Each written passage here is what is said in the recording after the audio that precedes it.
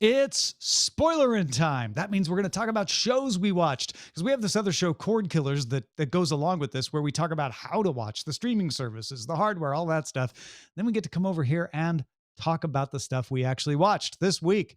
We're going to talk about Miami Vice, the episode called Smuggler's Blues from season 1.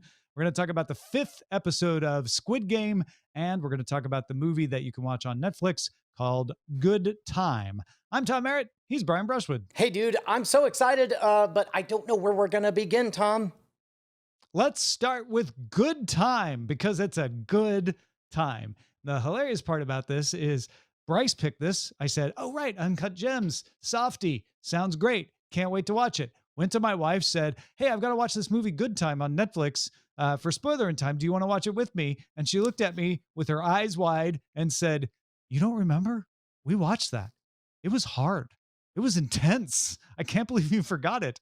And then I went and watched the trailer and I was like, oh yeah, it's coming back to me now. My brain must have suppressed just how intense this movie was.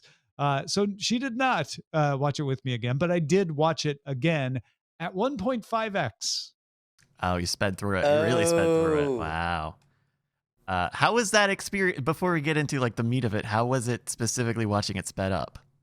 I'll be honest.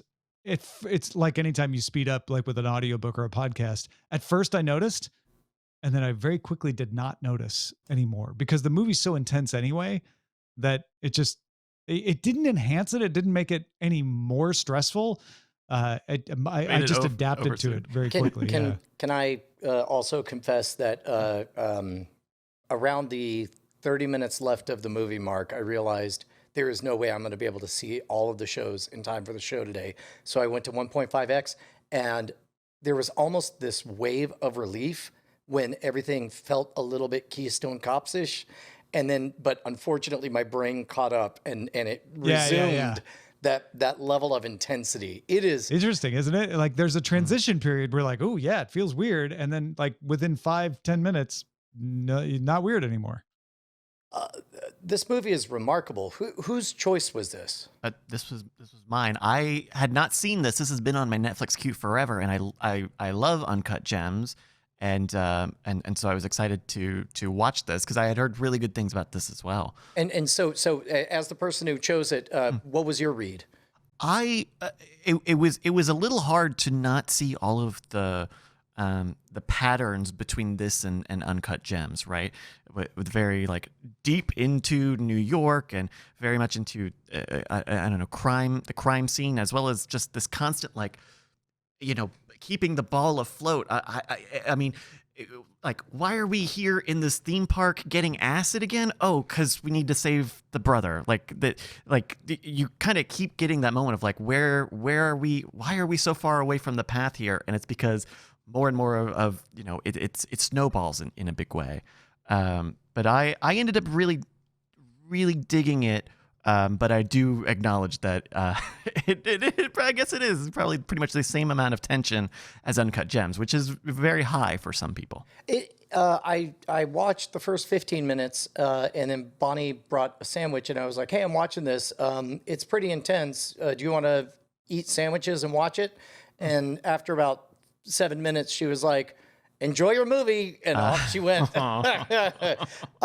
It brought back so much of the unhinged, just scrambling for air vibes that delighted me about The Shield, only in a like a crack rock level of compression. Yeah, it was. It's a very, very good movie that many people will find deeply unpleasant. If you squint, there are moments that you just straight up are like, this is very, very silly. And for me, that moment was when he figures out that it's not his brother that he busts out. And at first it's like, holy cow. And then the guy is just a crazy cartoon with the makeup was not great. You could see the prosthetic and the seams on him of his swollen shut eye. And his opening line is, I don't remember a single thing about how I got here. Now let me spend 10 full minutes in agonizing detail describing every weird thing that happened that brought me to this exact moment.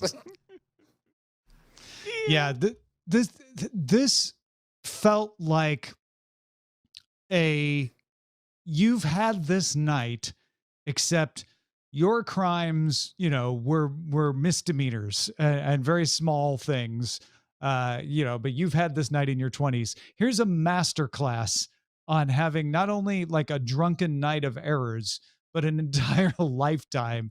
And I think what I found most jarring the second time around is just how effortlessly Robert Pattinson shifts into the smooth patter.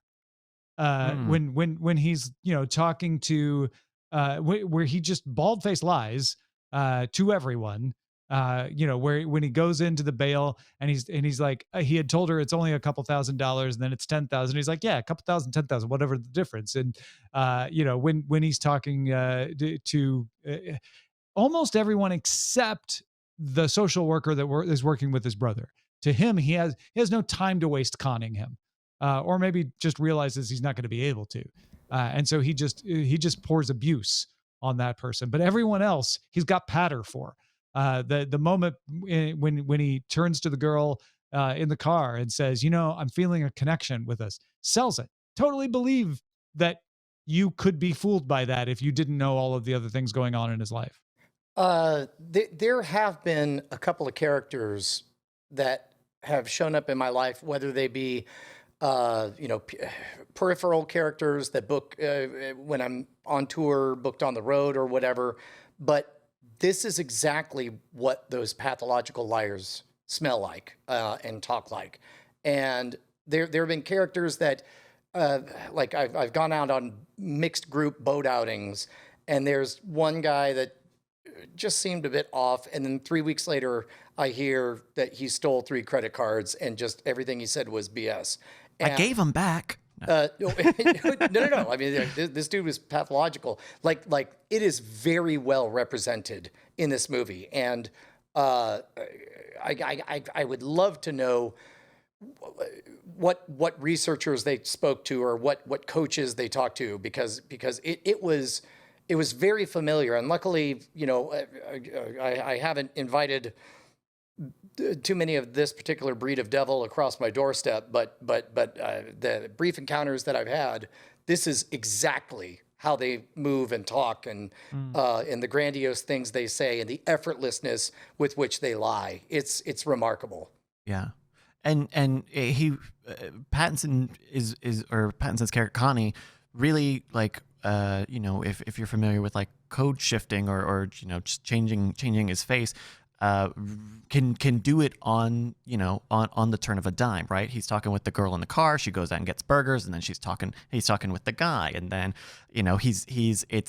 it's not represented. There's not a visual moment of him being like, oh, I'm very in my head and I'm thinking very efficiently right now, but that's how he's acting. He's changing and changing the plan as all these mistakes and errors keep happening. I mean, the security guard thing where he, they knock out the security guard and frame him as the trespasser is like, there's no world where he would have thought of that, but just out of nowhere, it's that, this character is thinking on his feet and doing really imaginative, weird things. It's not just, this is what makes it like you were saying earlier, that night sort of story, but elevated to like, no, but like, whoa, there are really big stakes and consequences here.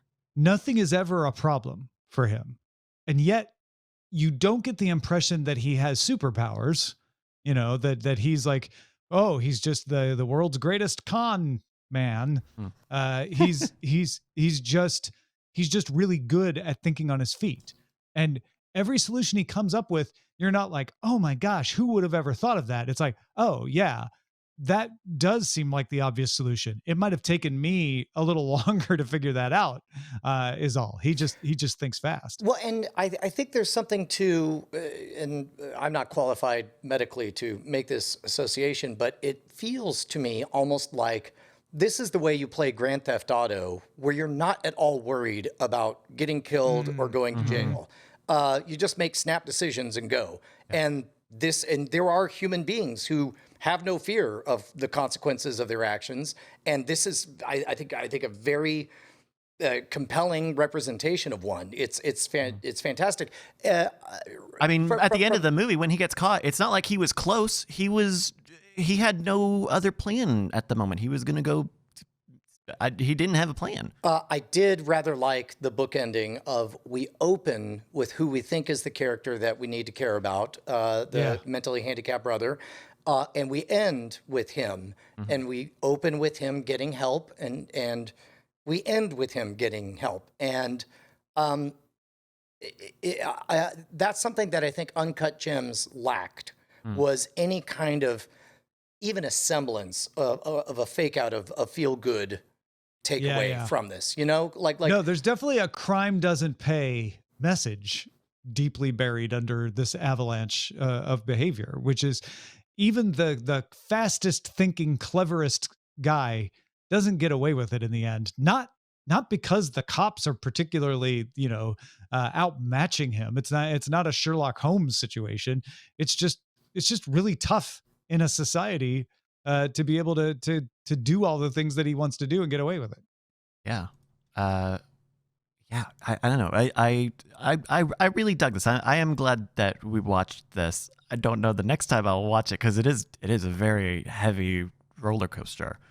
But I do think it's important to watch it, if for no other reason than to recognize the patterns of the drifting center of truth. I mean, look, it's wild. It's like I've lived long enough that I've met this character a few times, and they do this thing. They start with one number and it drifts, and it seems like a very small change that gets bigger and bigger, and they give reasons that are inconsistent that it's easy to blow off. I think it's a very good representation of a type of person who actually exists. If maybe a cartoonized version to an extent. And fictionalized version. As someone who is kind of troubled, but is also like trying to do at the start. I mean, bank robberies are it's going to be hard to justify a bank robbery, but what he was doing was, in his mind, very chivalrous. He was going to get his brother out of his grandmother's house and buy the farm and all this other stuff. Much like in Uncut Gems, right? Of just like, oh no, I can win my way out of all of this betting trouble, but that doesn't make them a villain.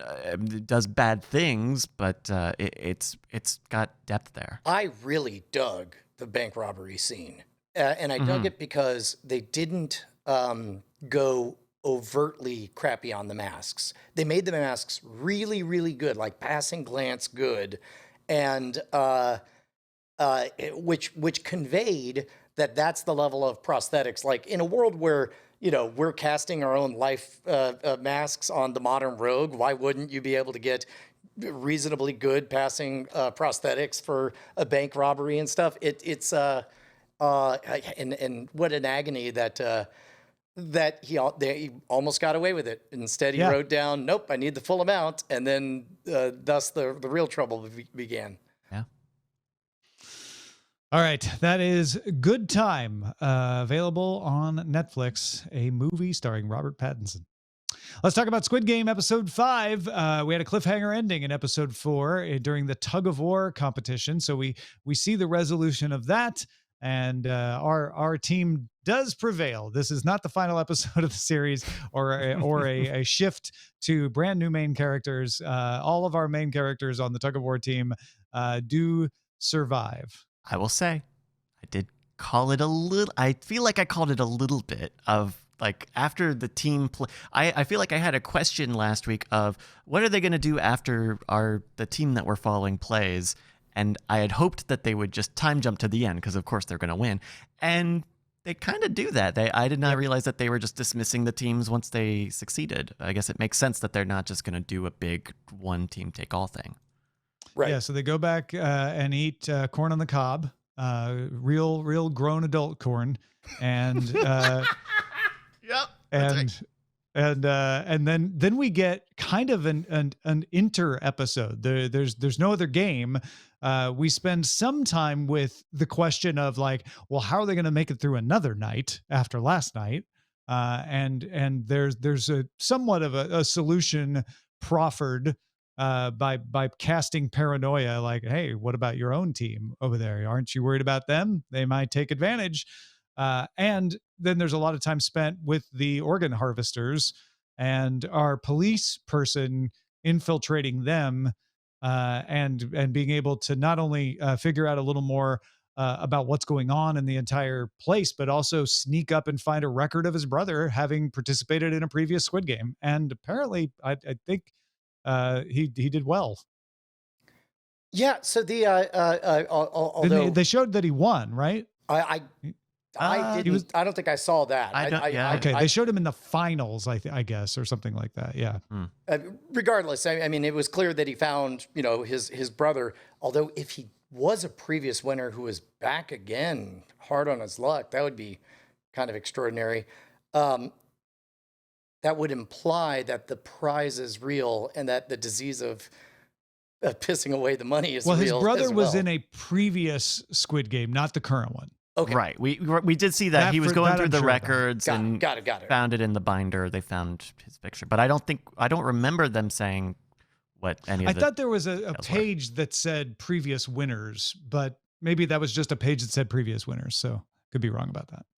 I might have missed that. To me, I thought it was fairly significant that this was the first time that I rather liked the visual of them going full on Fortnite, building like battlements for the overnight wait, and sort of, yes, the psychological warfare of like, do you really want to waste your time? We're going to have a guard and it's going to be real hard for you to make it through all this, is a strategic advantage. I also like the symbolic nature of the fact that it sort of codifies there's us and them, and we are now sovereign nations who are against each other unless somebody wants to defect to our side, et cetera, et cetera. And there were 8 teams for tug of war. Is that right? That's right. So we've just cut the number of people in half. Yeah, basically. I like that they didn't pussyfoot around on the details of like, yeah, we're selling organs. We got to make something out of this. What else are we going to do? And this one seemed maybe the most straightforward of all the episodes we've seen so far. I can't think of any gotcha surprises that were as big as have been in previous episodes. Can you guys? I mean, Mr. Roboto shoots a guy, but you would expect that from him. Right. Yeah, we saw that because we'd already seen that happen before. Yeah. When they go, it was very interesting seeing them go back into this jungle gym area where they had played the previce game. Yeah. Kind of out of context. You know? Yeah. Just like a lights. shut down theme park. Like, no, we use this on Thursdays. And that's the other part of it is like, oh, so they. Just more and more of like, okay, this is a system. This is an institute. I mean, we see all the binders and how many times they've done this Squid Game. Like, there are a lot of people involved in this, and we still don't entirely know why. I'll tell you what, there is a surprise, which is the motives for what is happening. We've had to just assume that they're square dealers, and we get hints that they're square dealers because they give people the opportunity to shut down the game and come back if they want to. But in this case, Mr. Roboto full on kills a guy saying there's one sacrosanct aspect to this, which is we play fair, and you violated that, and then puts a bullet in the dude. So I suppose in that regard, we do get some important new information. That and the fact that player one is clearly not going to die right away, but is getting very ill. Yeah. And Robot Face also says, I didn't mind that you guys were stealing organs. That was fine. Right. That's outside of my purview. But it was when you impacted the sacrosanctness of the game. That's when this became a problem. And like, to what end does this game need to be fair in the leader's eyes? Because I mean, I think we talked about it either last week or the week with the honeycomb. Like, there was very obvious like unfair equipment going on. The lighter and like that. What does fair mean when there are a million cameras and guards around? That is If I were to speculate, I would say that the ingenuity and the underhandedness of the players is all fair game, but the roles of the referees, like, you're a ref, you're above this. What are you doing? Like, yeah, go ahead, place your bets and make your calls, but and get your skim, but don't mess up. Don't bat the ball out of someone's hands. Yeah, that makes sense. All right, just to make sure that I wasn't speaking out of school, 46 minutes in, he finds a list of winners going back to 1998, and there is one that says 2015 28th Squid Game, player 132, Hwang In-ho. So that does imply if he's looking for him, then that implies that he won. He spent them, that he won and spent the money in some terrible way, or and then used it to escape. Right? Yeah, from I don't know, because I mean, I guess if he never came back to his family, they don't know whether. Well, then how did he know that the Squid Game even was this? This is good. This is good stuff. These are good questions. And my memory isn't serving me well in terms of like how long his brother has been missing, whether this was weeks or years. That makes it 5 years, I think. 5 or 6 years. If he was 2015, if he was the 2015 game. But we don't know how long he's been missing. That's 5 years since he played the Squid Game. My dumb Twilight Zone simple answer thing is that's, he's Mr. Roboto now because he was a winner or whatever. He could be. I mean, he's got an opaque mask we've never seen under it. Yeah. That probably He could be any of them. He could be a pink. He could be Roboto. He could be not there at all. Mm-hmm. Simultaneous grunts. All right. Squid Game. Squid Game 105. All right. Any other thoughts on episode 5? No, still in. It's still good. Kind of glad for a moment to catch my breath on this one. All right, let's talk about Miami Vice. The last of our season 1 watches. Again, we're not watching every single episode of every season, just looking for interesting guest stars. This one was called Smuggler's Blues, and the guest star was Eagles musician Glenn Frey, who just happens to have created a song called Smuggler's Blues. What a coincidence that he would be cast in an episode named after the song he created, and that they would play it over and over again during that episode. Including Bryce, you found out that there's like a second version of it that only appears in this episode. Yeah, the acoustic slow version they play at the end, per the Miami Vice Wikia, has never been commercially made available. Only debuted an exclusive drop on the Smuggler's Blues. I thought that the song, they pulled literal lines of dialogue from the song, and it made me think maybe this is a commissioned, maybe this is like they wrote this kind of janky narrative song and then based on the story, but then it turns out it's the opposite direction. No, they liked the song and wanted to use it, and Glenn Frey said, "Great, cast me in the part, and I'll let you use my song." And I play the guitar. Okay, cool. So if I could go first, I stacked the deck against getting anything out of this episode because I hurriedly watched it on a small screen. And I didn't do my serial and Saturday morning cartoons experience. I had no idea who Glenn Frey was. And as a result, I found the whole thing laborious, tedious. It looked the lowest budget this show has ever looked. But partly because I didn't buy for 1 second that they were in Cartagena. They're in Puerto Rico. Or wherever. Apparently you can see a Puerto Rican speed limit sign somewhere. Yeah, very obvious. Yes. And then also they divvied up and and I think somebody behind the scenes recognized that this was an awful episode. And then they were like, look, just give me 15 minutes to do a bomb sequence at the end. Can we get at least something out of this? Yeah. This was the worst Miami Vice we've seen so far. But I don't know if it's objectively the worst or if I just didn't give it the best runway. Tom, what did you think? I think there's a core of a great story here. I think there's some nice meat. The cinematography for one thing is all over the map. There's some really interesting cinematography at certain points, and then it gets just boring as all get out in other points. I kind of thought of this episode as a steak garnished with Cheetos. Or a Cadillac with a free pack of Twizzlers. Like they had a great story and they're like, you know what we'll do? We'll serve it on a paper plate and, like, yeah, because there's something to the idea of like flying into Colombia and being off the books. And there was something attractive to a lot of that. And I thought even some of the scenes in the so-called Cartagena felt like, oh yeah, this could start to go in a Narcos direction. Right. And I don't know. In the end, the scam was unnecessarily complicated. They didn't need to go to all the lengths except that they wanted to blow things up.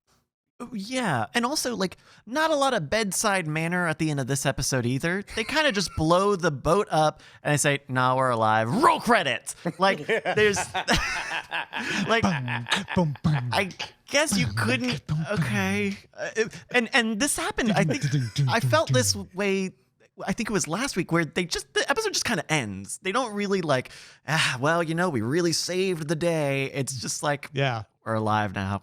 Click.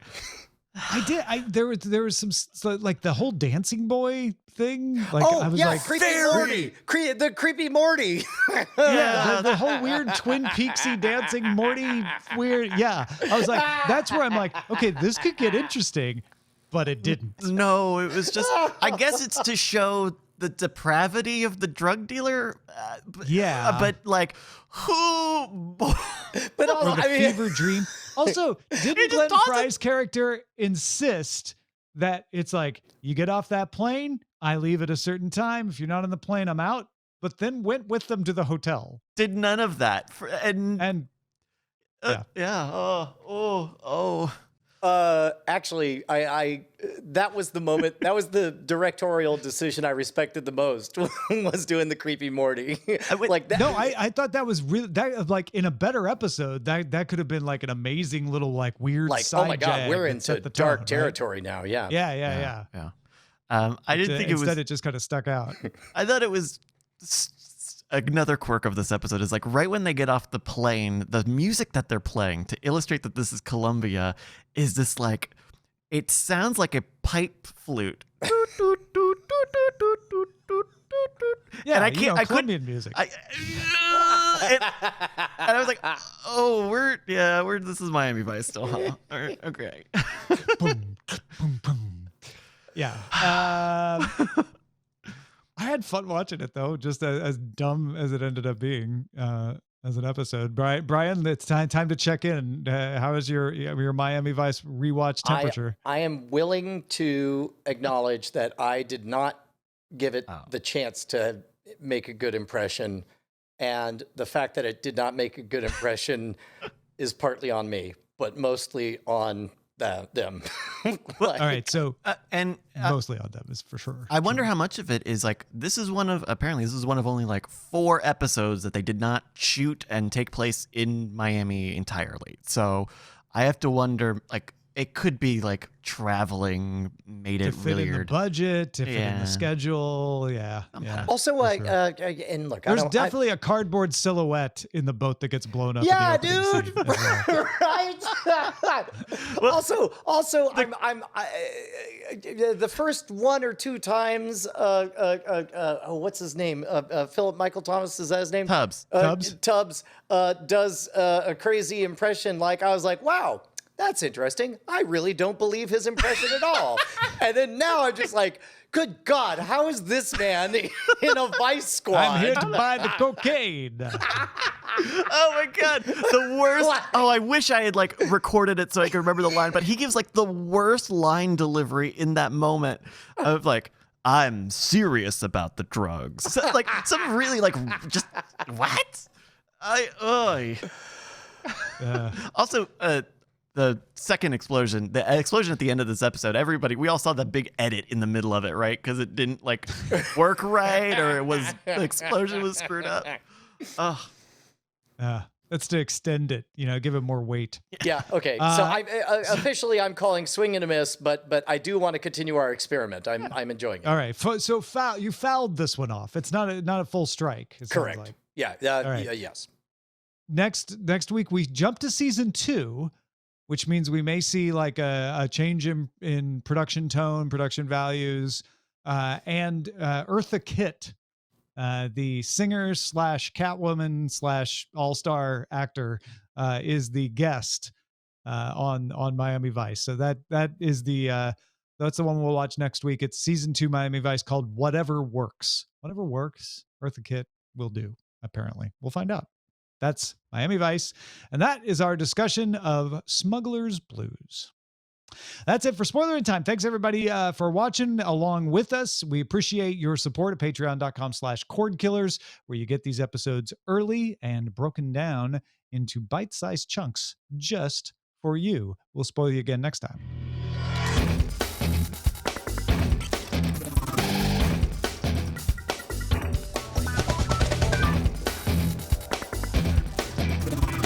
Diamond Club hopes you have enjoyed this program.